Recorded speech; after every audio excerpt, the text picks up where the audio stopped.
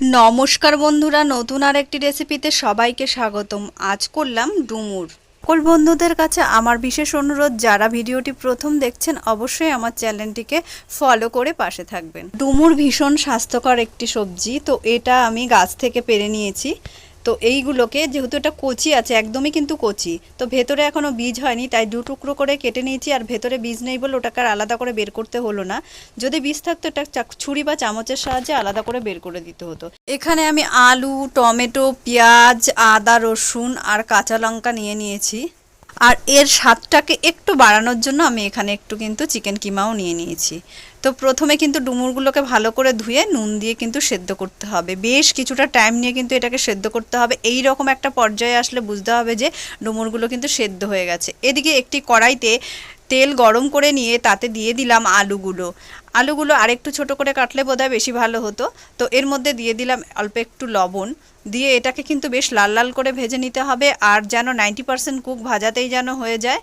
আমি কিছুক্ষণের জন্য ঢেকে দিয়েছিলাম, ঢাকনা তুলে আবার নেড়ে আবার ঢেকে দিলাম। তারপর দেখছি হ্যাঁ, খুব সুন্দরভাবে আলুগুলো কিন্তু ভাজা হয়ে গেছে। এই রকম লাল লাল করে ভেজে আমি কিন্তু আলুগুলোকে তুলে নিয়েছি। আলুগুলো তোলার পর ওই তেলের মধ্যে আমি 3টে মতো এলাচ আর শুকনো লঙ্কা দিয়ে দিলাম। তোমরা চাইলে অন্য কিছু যেমন দারচিনি বা গোটা জিরে এইসবও ফোড়ন দেওয়া যেতে পারে। এর মধ্যে দিয়ে দিলাম পেঁয়াজ কুচি। আর এই পেঁয়াজ কুচিটা ভালোভাবে ভাজা হওয়ার জন্য 1 চামচ মতো লবণও দিয়ে দিলাম। দিয়ে বেশ কিছুক্ষণ নেড়েচেড়ে এটাকে আমি কিন্তু কিছুক্ষণের জন্য ঢেকে দেব। ঢাকনা তুলে দেখছি যে বেশ কিছুটা কিন্তু নরম হয়ে গেছে পেঁয়াজগুলো। তো পেঁয়াজটা এবার এর মধ্যে কিন্তু আদা বাটা, রসুন বাটা অ্যাড করে দিলাম। আর একটু কাঁচা লঙ্কা কুচিও দিয়ে দিলাম। কিন্তু আবার এটাকে ঢেকে দিলাম। আর এই রেসিপিটি করার জন্য কিন্তু হাতে একটু সময় অবশ্যই লাগবে। এবারে 1 চামচ মতো লঙ্কা গুঁড়ো দিয়ে দিলাম, যাতে কালারটা খুব সুন্দর আসবে। তেলের মধ্যে এইভাবে যদি লঙ্কা গুঁড়ো দিয়ে কষানো হয়, কালারটা কিন্তু খুব সুন্দর আসে। এবার কিছুটা চিকেন কিমা আমি রেখে দিয়েছিলাম, সেই চিকেন কিমাটা কিন্তু এর মধ্যে অ্যাড করে একটু হলুদও দিয়ে দিলাম। এবার এটাকে খুব ভালো করে কিন্তু আমি কষিয়ে নেব। আর এর মধ্যে একটু চিকেন কিমার জন্য একটু লবণ দিয়ে দিলাম। আগে থেকে লবণ মাখানো ছিল না যেহেতু।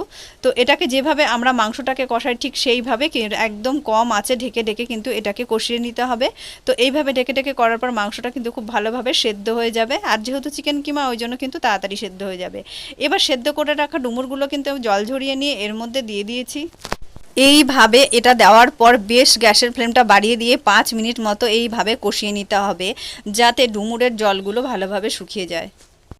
90% কষানো হয়ে যাওয়ার পর টমেটো কুচি এর মধ্যে দিয়ে দিলাম, দিয়ে একটু ঢেকে দিলাম। ঢাকনা তোলার পর টমেটোগুলো নরম হয়ে গেলে খুব ভালোভাবে এটাকে এর সঙ্গে ম্যাশ করে মিশিয়ে দিলাম, যাতে টমেটোর গ্রেভিটা বেরিয়ে আসে। এবার এর মধ্যে ভেজে রাখা আলুগুলো দিয়ে দিলাম, দিয়ে একটু নেড়েচেড়ে এর মধ্যে কিন্তু এখন অ্যাড করে দেবো কিছুটা পরিমাণে জল। খুব বেশি জল এতে দেওয়ার দরকার নেই, অল্প একটু জল দিলেই হয়ে যাবে, কারণ এটা একটু শুকনো শুকনো মাখা মাখা হলেই ভালো লাগবে। তো আবার আমি এটাকে ঢেকে দিলাম। ঢাকনা তুলে দেখছি মোটামুটি কিন্তু আমার রান্না হয়ে এসেছে। একটু আলুগুলোকে একটু ঘেটে দিলাম, যাতে গ্রেভিটা বেশি গাঢ় হয়। এটা একটু যেহেতু মাখা মাখা হবে। আর নামানোর আগে অবশ্যই একটু গরম মশলা দিলাম, আর একটুখানি মতো চিনি ছড়িয়ে দিলাম। আর নামানোর আগে একটু ঘি দিয়ে দিলাম ওপর থেকে। খুব সুন্দর একটা গন্ধ, যেহেতু ফোড়নে এলাচ দিয়েছিলাম, ওপর দিয়ে যেহেতু ঘি দিলাম, খুব সুন্দর একটু গন্ধ কিন্তু আসছে। আর খেতেও কিন্তু দুর্দান্ত হয়েছে। এই রকম রেসিপি মাঝে মাঝে হলে খাওয়াটা কিন্তু খুব ভালো হয়।